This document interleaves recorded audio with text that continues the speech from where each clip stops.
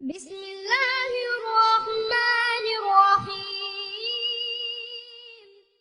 ملکہ زبیدہ جو ہے یہ ہارون الرشید کی بیوی ہے، لیکن اتنی صالحہ تھی کہ جب ہارون الرشید نے چاہا کہ میں اس سے نکاح کروں تو اس نے کہا کہ میں اپنی مرضی کا حق مہر لوں گی۔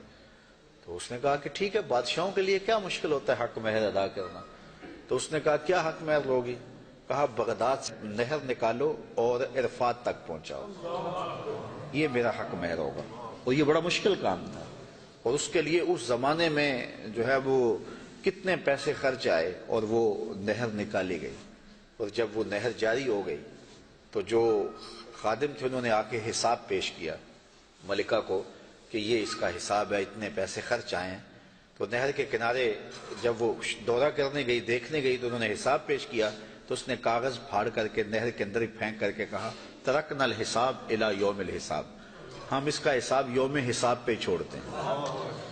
تو وہ نہر پھر جب تک یہ جدید ذرائع نہیں آئے تھے تو حاجیوں کے لیے سیرابی کا باعث بنتی رہی، اور نہر زبیدہ کے آج بھی اثرات جو ہے وہ میدان عرفات کے اندر دیکھے جا سکتے ہیں۔ تو یہ بغداد سے چلتی تھی نہر اور مکہ المکرمہ تک پہنچتی تھی، اور یہ حق مہر تھا زبیدہ خاتون کا۔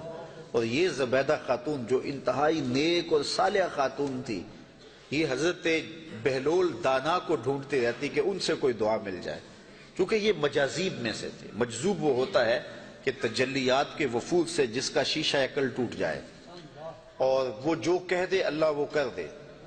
فرمایا صحیح حدیث میں ہے رب اشعث اخبر مدفوع بالابواب لو اقسم علی اللہ لابر، بہت سارے لوگ ان کے کپڑے پھٹے ہوئے، حالات پرا گندہ، بال بکھرے ہوئے، لیکن فرمایا انہیں کہیں چھیڑنا بیٹھنا، اللہ کے نام پہ وہ قسم ڈال دیں تو اللہ فوری پوری کر دیتا۔ تو یہ اسی قبیلے کا فرد تھا بہلول دانا۔ ایک دن زبیدہ گزر رہی ہے دجلہ کے کنارے پہ، تو بہلول مٹی کے گروندے اپنے ہاتھوں اپنے پاؤں پہ بناتا ہے اور گرا دیتا ہے۔ یہ کبھی آپ نے بچپن میں منظر دیکھا، وہ گلی میں ریت پھینک جائے تو بچے جو ہے وہ پاؤں کے اوپر گروندے بنا دیتے ہیں اور پھر ان کو ہولے سے پاؤں نکال لیتے ہیں، پھر جب کھیل ختم ہو تو گرا دیتے ہیں۔ یہی شغل بہلول کر رہا ہے دجلہ کے کنارے۔ تو ملکہ زبیدہ گزری، پوچھا بہلول کیا کر رہے ہو؟ کہا جنت کے مکان بنا رہا ہوں۔ کہا بیچتے ہو؟ ہاں بیچنے کے لیے بنا رہا ہوں۔ کتنے کا؟ کہا کہ 10 روپے کا، فرض کرو 10 روپے کا ایک مکان بیچ رہا ہوں۔ 10 روپے کیا ہوتے ہیں؟ اس نے 10 درہم نکالے، بہلول کو دیے۔ بہلول نے پیسے دیکھے اور دجلہ میں پھینک دیے، اور ایک کے گرد دائرہ کھینچ کے کہا یہ تمہارا ہوا۔ پیچھے سے بادشاہ گزرا تو اس نے بہلول کو دیکھا ایسی شغل میں لگا ہوا ہے، پوچھا کیا کر رہے ہو؟ کہا جنت کے مال بنا رہا ہوں۔ تو کہا بیچتے ہو؟ کہا ہاں بیچتا ہوں۔ کتنے کا؟ 10 روپے کا۔ بادشاہ مسکرا کے گزر گیا، دیوانہ ہے، موج میں لگا ہوا ہے۔ اچھا خیر، جب رات پڑی بادشاہ سویا، کیا دیکھتا ہے جنت میں ایک خوبصورت محل ہے کہ اس نے کبھی ایسا محل دیکھا ہی نہیں تھا۔ شوق ہوا کہ اس کو اندر سے دیکھو، کیونکہ وہ بادشاہوں کی خواہش ہوتی ہے۔ تو جب آگے بڑھا تو لکھا تھا ملکہ زبیدہ، اشتیاق اور بڑھا۔